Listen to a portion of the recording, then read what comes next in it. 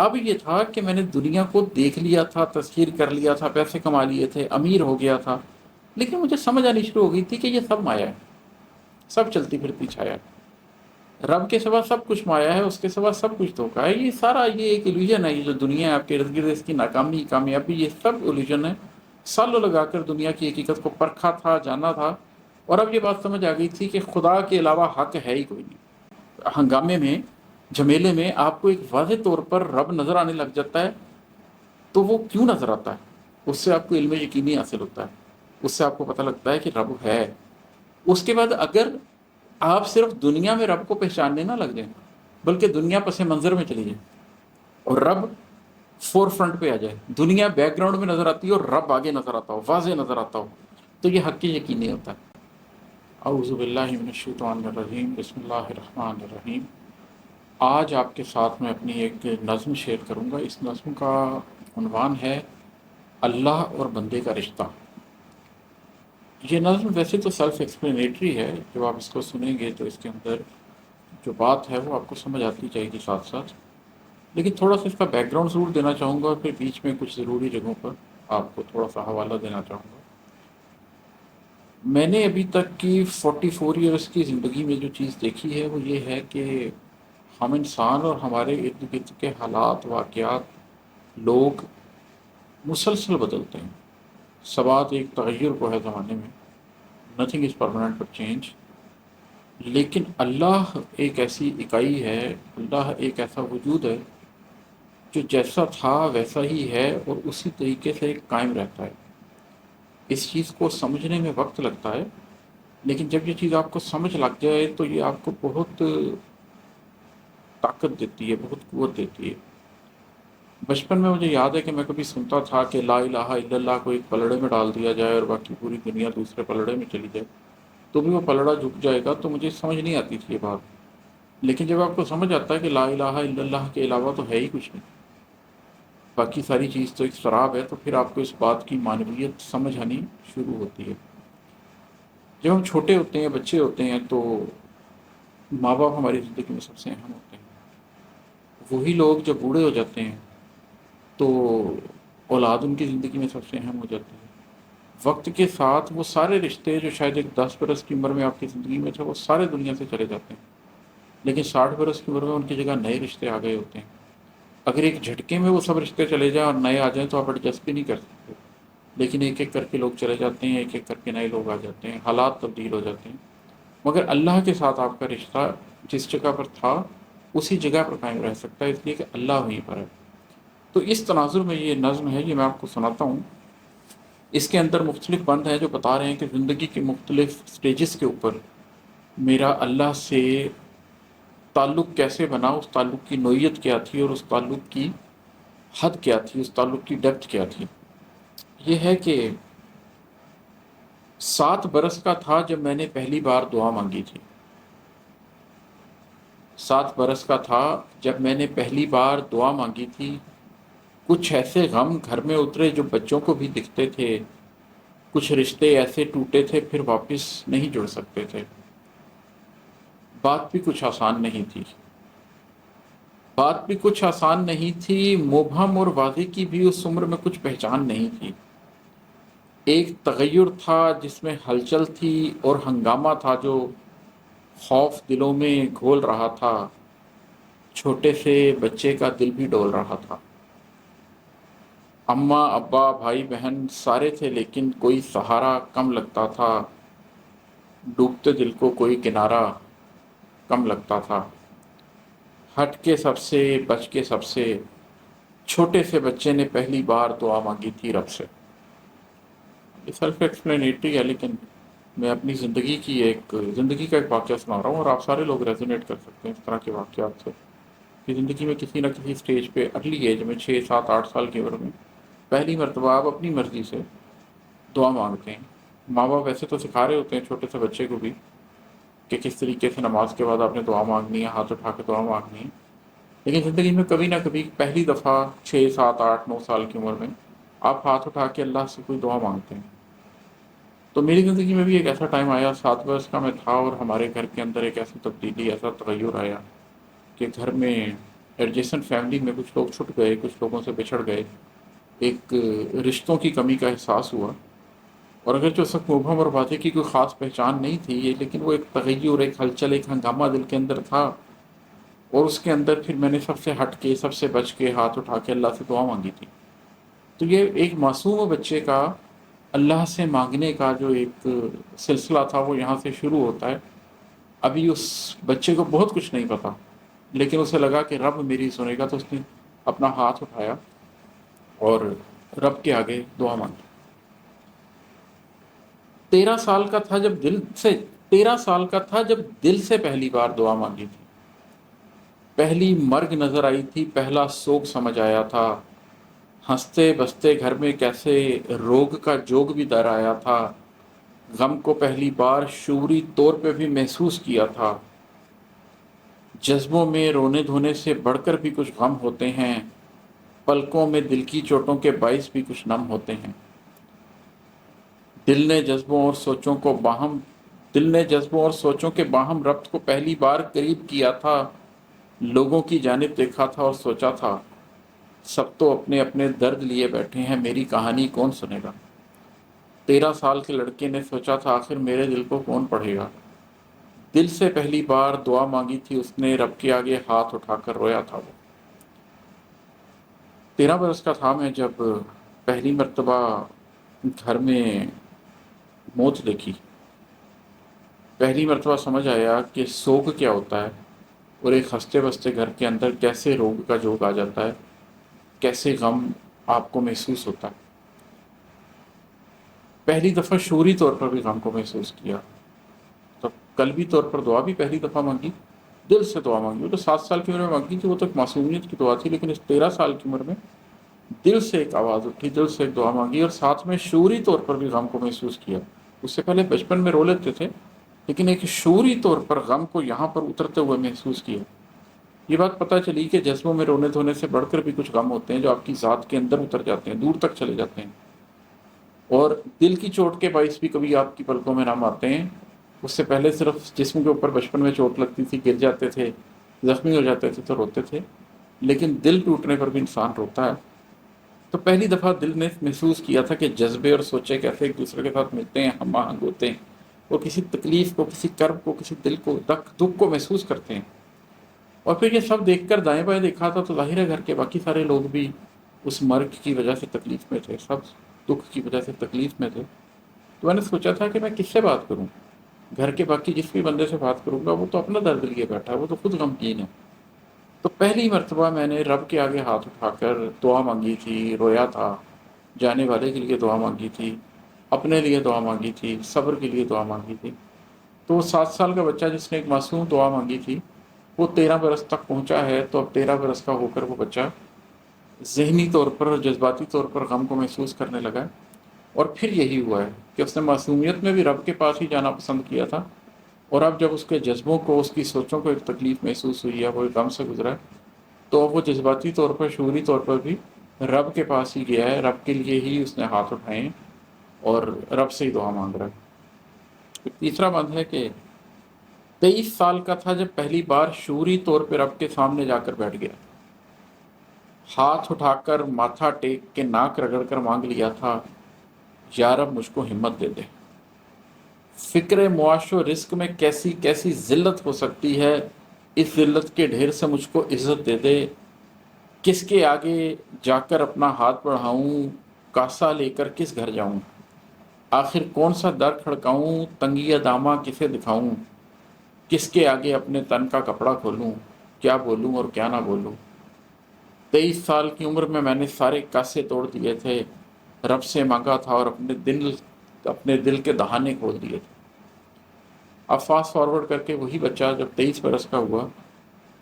تو فکر معاش میں لگا پہلی مرتبہ۔ اسے پتہ لگا کہ باہر جا کر نوکری ڈھونڈنی پڑتی ہے، روزگار کے لیے جا کے جگہ جگہ انٹرویو دینے پڑتے ہیں، جگہ جگہ جھکنا پڑتا ہے، عزت نفس کا سودا کرنا پڑتا ہے۔ یہ وہ وقت تھا جب میں پہلی مرتبہ شعوری طور پر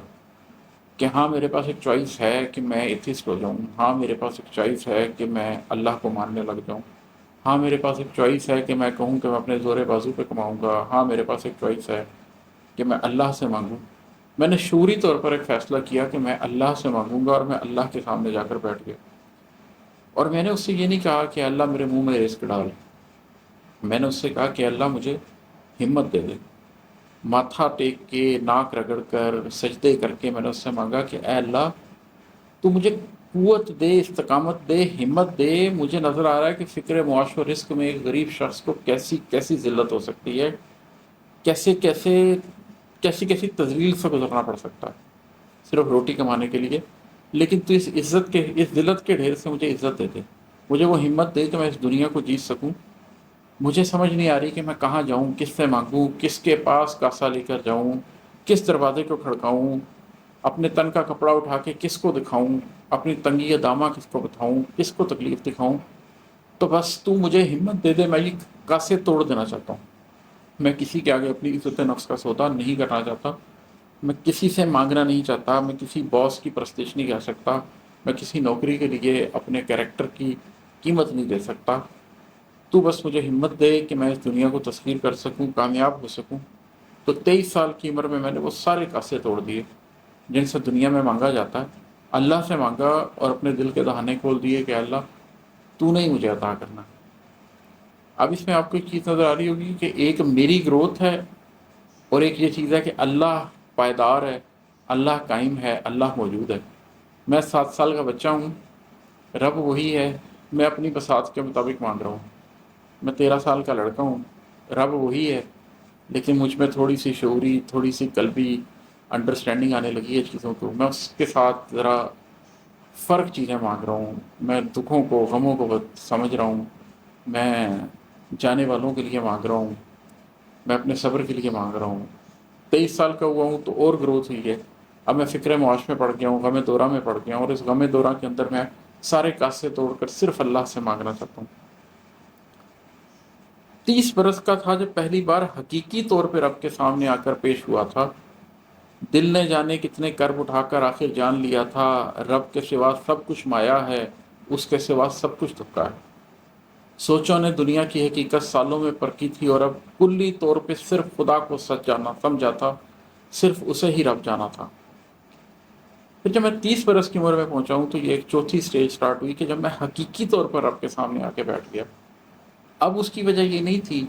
کہ بچے کو دکھ ہوا ہے، اب اس کی وجہ یہ نہیں تھی کہ لڑکپن میں ایک ٹین ایجر نے ایک موت کا غم دیکھا ہے، اب اس کی وجہ یہ نہیں تھی کہ 23 برس کا میں ہو گیا ہوں اور روزگار کی تکلیف میں ہوں تو رب کے سامنے جا کے مانگ رہا ہوں۔ اب یہ تھا کہ میں نے دنیا کو دیکھ لیا تھا، تسخیر کر لیا تھا، پیسے کما لیے تھے، امیر ہو گیا تھا، لیکن مجھے سمجھ آنی شروع ہو گئی تھی کہ یہ سب مایا ہے،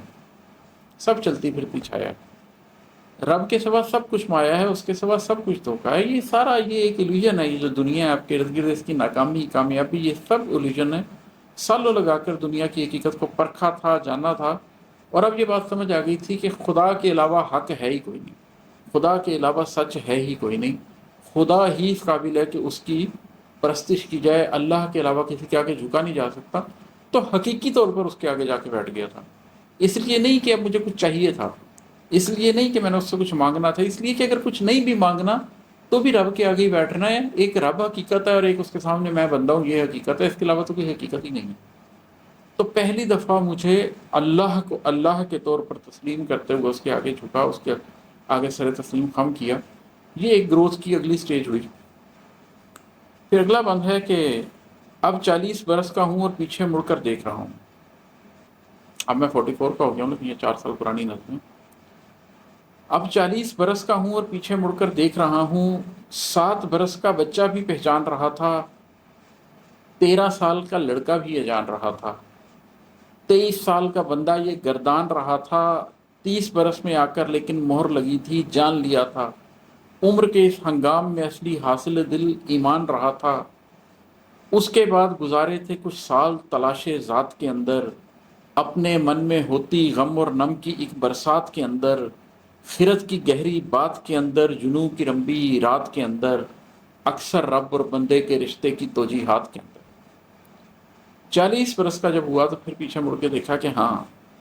پہچان تو 7 برس کا بچہ بھی رہا تھا کہ اللہ کون ہے، 13 سال کا لڑکا جو ہے وہ بھی یہ جان رہا تھا کہ اللہ کون ہے، 23 برس کا جو بندہ تھا وہ بھی یہ گردان رہا تھا کہ اللہ کون ہے، لیکن 30 برس میں آ کے جب حقیقی طور پہ اللہ کے آگے جا کر بیٹھا تھا، اس وقت یہ جان لیا تھا کہ عمر کے اس ہنگام میں اصلی حاصل دل ایمان رہا تھا۔ 30 سال کی عمر میں یہ بات سمجھ آ گئی تھی کہ آج میں اللہ کے آگے اس لیے بیٹھا ہوں کیونکہ اللہ رب ہے، کسی اور وجہ سے نہیں بیٹھا، صرف اللہ کے رب اور اپنا بندہ ہونے کی وجہ سے اس کے آگے جھکا ہوں۔ اصل حاصل زندگی یہ ایمان ہی ہے، جو 30 برس کی عمر تک اس دنیا سے کامیابیاں سمیٹ کر کسی حد تک کامیاب ہو کر پیسہ کما کے آخر کار سمجھ آئی تھی کہ یار حاصل تو یہی ہوا ہے، باقی سب کچھ تو مایا اللہ حاصل ہوا ہے۔ اس کے بعد 30 سے 40 تک کی جو دہائی تھی اس میں کیا ہوا؟ اس کے بعد گزارے تھے کچھ سال تلاش ذات کے اندر، اس کے بعد کچھ سال ایسے گزارے تھے جس میں تلاش ذات کی سیلف ڈیولپمنٹ کے اندر مصروف ہو گیا، اپنی ذات کو سمجھنے میں کون ہوں، ایگزسٹینشل کوسچنس کا جواب دینے لگ گیا، ڈھونڈنے لگ گیا کہ میں ہوں کون، کہاں سے آیا ہوں، کہاں جا رہا ہوں، آخر اللہ کے اور میرے رشتے کے درمیان حقیقت کیا ہے، میں ہوں کیا، اندر سے کیا ہوں، میرا قلب کیا ہے، میرا نفس کیا ہے۔ اپنے من میں ہوتی غم اور نم کی ایک برسات کے اندر پھر وہ جو ایک دفعہ میں ٹوٹا اور پورا اپنی تشکیل نو کی، اپنی ذات کو، پچھلی ذات کو مٹا دیا اور اس کی جگہ ایک نئی ذات کی تخلیق کی، اس کے جو غم اور نم کی ایک برسات تھی، بہت سے غموں سے گزرا، بہت سے آنسوؤں سے گزرا، اور اس برسات سے گزرنے کے بعد اگلی منزل پہ پہنچا، خرد کی گہری بات کے اندر، جنوں کی لمبی رات کے اندر کوگنیٹیولی جس طریقے سے دنیا کو سمجھا، دنیا کے علوم کو سمجھا، سائیکالوجی کو سمجھا، اینتھروپولوجی کو سمجھا، ہسٹری کو سمجھا، یہ سمجھا کہ پوسٹ ماڈرنزم کیا ہے، اسلامک اسکیتالوجی کو سمجھا، شعوری طور پر اللہ کی اس کائنات کو، یہ ٹائم اینڈ اسپیس کا کھیل ہے کیا، اس کو سمجھنے کی مکمل کوشش کی، تو خرد کی گہری بات کے اندر کچھ سال گزارے، جنوں کی لمبی رات کے اندر، اور پھر یہ سب کچھ کرتے ہوئے دل میں ایک جنون بھی تھا کہ ہاں میں یہ پڑھ بھی رہا ہوں، سمجھ بھی رہا ہوں، کوگنیٹیولی انڈرسٹینڈ کرنے کی بھی کوشش کر رہا ہوں، زندگی میں اپنا مقام بھی جاننے کی کوشش کر رہا ہوں، چاہتا ہوں کہ مجھے پتہ لگ جائے کہ میں کون ہوں، کیا ہوں، میرا مقصد کیا ہے، لیکن اس کے ساتھ ایک جنون بھی تھا جو راتوں کو سونے نہیں دیتا تھا، ایک تلاش بھی تھی کہ ہاں اس رشتے کو مزید اچھا کرنا، اکثر رب اور بندے کے رشتے کی توجیحات کے اندر، اور آخر میں آ کر اس مقام پر کہ اللہ ہے کون، میں ہوں کون، اور اللہ اور میرا رشتہ کیا ہے، اور اس رشتے کی توجیحات کیا ہیں، لاجکس کیا ہیں، اس رشتے کے پیچھے اساس کیا ہے، کس چیز سے یہ رشتہ بنتا ہے، کس چیز سے یہ رشتہ ٹوٹتا ہے،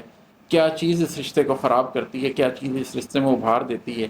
قلب کا کھیل کیا ہوتا ہے، قلب میں آنے والی روشنی کا کھیل کیا ہوتا ہے، نفس کیا کھیل کھیل رہا ہوتا ہے۔ تو 30 برس کی عمر تک میں اللہ کے آگے جھک تو گیا تھا، لیکن وہ معنویت بھی پیدا نہیں ہوئی تھی، وہ معنویت پھر 30 سے 40 کے درمیان پیدا ہوئی، کچھ سال تلاش ذات میں گزارے، اس کے بعد گزارے تھے کچھ سال تلاش ذات کے اندر، اپنے من میں ہوتی غم اور نم کی ایک برسات کے اندر، خرد کی گہری بات کے اندر، جنوں کی لمبی رات کے اندر، اکثر رب اور بندے کے رشتے کی توجیحات کے اندر، آج حقیقت جان چکا ہوں، سمجھ چکا ہوں۔ اب یہ 40 برس کی عمر میں بات ہو رہی ہے۔ آج حقیقت جان چکا ہوں، سمجھ چکا ہوں، چہرے، قصے، لوگ، محبت، رشتے، ناطے، خواہش، راحت، دنیا داری، عزت، ذلت، دل کی حالت، سوچ کی وحشت وقت کے ساتھ بدل جاتے ہیں، سارے موسم ڈھل جاتے ہیں۔ آج حقیقت جان چکا ہوں، یہ بات سمجھ آ گئی ہے کہ چہرے اور قصے اور لوگ اور محبت اور رشتے اور ناطے اور خواہش اور راحت اور دنیا داری اور عزت اور ذلت اور دل کی حالت اور سوچ کی وحشت، یہ سب کچھ وقت کے ساتھ بدل جاتا ہے، سارے موسم ڈھل جاتے ہیں، ان میں سے کسی چیز کو بھی پائیداری حاصل نہیں ہے۔ جان چکا ہوں ربط حقیقی کیا ہوتا ہے، بخت حقیقی کیا ہوتا ہے۔ جان چکا ہوں ربط حقیقی کیا ہوتا ہے، بخت حقیقی کیا ہوتا ہے، ایک حقیقت بھیڑ میں واضح دکھتی ہے تو کیوں دکھتی ہے، علم یقینی کیا ہوتا ہے، دنیا منظر سے ہٹ کر پس منظر کیوں کر بن جاتی ہے، حق یقینی کیا ہوتا ہے، جب پس منظر بھی غائب ہو جاتے ہیں اور نظروں میں بس ایک محبت رہ جاتی ہے، عین یقینی کیا ہوتا ہے۔ ایک ہوتا ہے جس کو آپ کہتے ہیں علم الیقین، کہ آپ کو کسی چیز کا یقین ہو گیا۔ میں آپ کو اس کی ایک سادہ سی مثال دیتا ہوں۔ اگر آپ کو یہ بتایا جائے کہ کسی شخص کو ناک پہ مکہ مار دیں تو اس کو تکلیف ہوگی، اس کی ناک سے خون بہنے لگ جائے گا، تو آپ کو سمجھ آئے گی یہ بات، آپ کو اس بات کا علم حاصل ہو گیا، یہ علم یقینی ہے۔ لیکن اگر آپ کے سامنے ہی یہ کام کر دیا جائے اور کوئی شخص تڑپ رہا ہو اور اس کی ناک سے خون بہ رہا ہو، تو یہ حق یقینی ہے۔ آپ کو مزید یقین آ جائے، اور پھر اگر یہی چوٹ آپ کی ناک پر لگے اور آپ کو تکلیف محسوس ہو تو یہ عین یقینی ہے۔ تو یقین کی بھی مختلف سٹیجز ہیں۔ آج یہ سب کچھ میں جان چکا ہوں، جو میں نے پیچھے سب کچھ بتایا کہ چہرے، قصے، لوگ، محبت، رشتے، ناطے، خواہش، راحت، دنیا داری، عزت، ذلت، دل کی حالت، سوچ کی وحشت وقت کے ساتھ بدل جاتے ہیں، سارے موسم ڈھل جاتے ہیں۔ اب جب میں بات سمجھ رہا ہوں وہ یہ ہے کہ ربط حقیقی کیا ہوتا ہے۔ حقیقی ربط جو وقت کے ساتھ تبدیل نہ ہو، جو 7 برس کے بچے کے لیے بھی وہی تھا، 13 برس میں بھی وہی تھا، 23 برس میں بھی وہی تھا، 30 برس میں بھی وہی تھا، 40 میں بھی وہی تھا، 70 میں بھی وہی ہوگا، میں مر جاؤں گا تو بھی وہی ہوگا، وہ ربط حقیقی کیا ہوتا ہے؟ بخت حقیقی کیا ہوتا ہے؟ حقیقی بخت، حقیقی خوش نصیبی کیا ہے؟ وہ حقیقی خوش نصیبی یہ ہے کہ اگر ایک حقیقت بھیڑ میں واضح دکھنے لگ جاتی ہے تو وہ کیوں دکھتی ہے؟ اتنی دنیا کے جھمگیلے میں، جمیڑے، اتنے دنیا کے ہنگامے میں، جھمیلے میں آپ کو ایک واضح طور پر رب نظر آنے لگ جاتا ہے، تو وہ کیوں نظر آتا ہے؟ اس سے آپ کو علم یقینی حاصل ہوتا ہے، اس سے آپ کو پتہ لگتا ہے کہ رب ہے۔ اس کے بعد اگر آپ صرف دنیا میں رب کو پہچاننے نہ لگ جائیں، بلکہ دنیا پس منظر میں چلی جائے اور رب فور فرنٹ پہ آ جائے، دنیا بیک گراؤنڈ میں نظر آتی ہے اور رب آگے نظر آتا ہو، واضح نظر آتا ہو، تو یہ حق یقینی ہوتا ہے، جس میں آپ رب کو اور طرح سے پہچان لیتے ہیں۔ اور پھر جب دنیا پس منظر سے بھی غائب ہو جائے، اللہ ہی اللہ نظر آ رہا ہو، تو پھر یہ آئینہ یقین ہوتا ہے۔ تو یہ وہ سٹیجز ہیں جن سے میں گزرا، کہ ایک وقت آیا کہ مجھے احساس ہوا کہ اس دنیا میں اللہ کو دیکھا جا سکتا ہے، اللہ ہر چیز میں نظر آ رہا ہے۔ میں وحدت الوجود کا قائل نہیں ہوں، یہ اس حد تناظر میں بات نہیں کر رہا، لیکن وحدت الشہود کا قائل ہوں کہ اللہ ہر چیز میں نظر آ رہا ہے، آپ کو ہر چیز شہادت دیتی نظر آ رہی ہے اللہ کی۔ تو ایک وہ مقام ہوتا ہے کہ آپ کو خدا نظر آنے لگ جاتا ہے۔ پھر ایک وہ مقام ہوتا ہے کہ جب آپ کو خدا اتنا قریب محسوس ہوتا ہے کہ آپ کو وہ قریب لگتا ہے اور باقی دنیا پیچھے لگتی ہے، پس منظر میں چلی جاتی ہے، وہ ایک اور مقام ہوتا ہے۔ اور پھر ایک وقت ہوتا ہے جب آپ کو اللہ ہی اللہ نظر آتا ہے، باقی چیزیں میٹر ہی نہیں کرتی، وہ بیک گراؤنڈ سے بھی غائب ہو جاتی ہیں، you are not worried about them, you are not concerned about them, وہ انہیں یقینی ہوتا ہے۔ تو آج حقیقت جان چکا ہوں، ربط حقیقی کیا ہوتا ہے، بخت حقیقی کیا ہوتا ہے۔ ایک حقیقت بھیڑ میں واضح دکھتی ہے تو کیوں دکھتی ہے، علم یقینی کیا ہوتا ہے۔ دنیا منظر سے ہٹ کر پس منظر کیوں کر بن جاتی ہے، حق یقینی کیا ہوتا ہے۔ جب پس منظر بھی غائب ہو جاتے ہیں اور نظروں میں بس ایک محبت رہ جاتی ہے، عین یقینی کیا ہوتا ہے۔ آج یقیناً کہہ سکتا ہوں، آج یہ دعویٰ کر سکتا ہوں، آج یقیناً کہہ سکتا ہوں، آج یہ دعویٰ کر سکتا ہوں، چہرے، قصے، لوگ، محبت، رشتے، ناطے، خواہش، راحت، دنیا داری، عزت، ذلت، دل کی حالت، سوچ کی وحشت، سب کچھ ایک فسانہ ہی ہے، ایک حیات الہی تو ہے۔ دنیا ایک تصور ہی ہے، اصلی ذات الہی تو ہے۔ زیست میں ایک تغیر ہی ہے، ایک ثبات الہی تو ہے۔ اشہد ان لا الہ الا اللہ وحدہ لا شریک لہ واشہد ان محمد عبدہ ورسولہ۔ آج کے لیے اتنا ہی، بہت شکریہ، السلام علیکم۔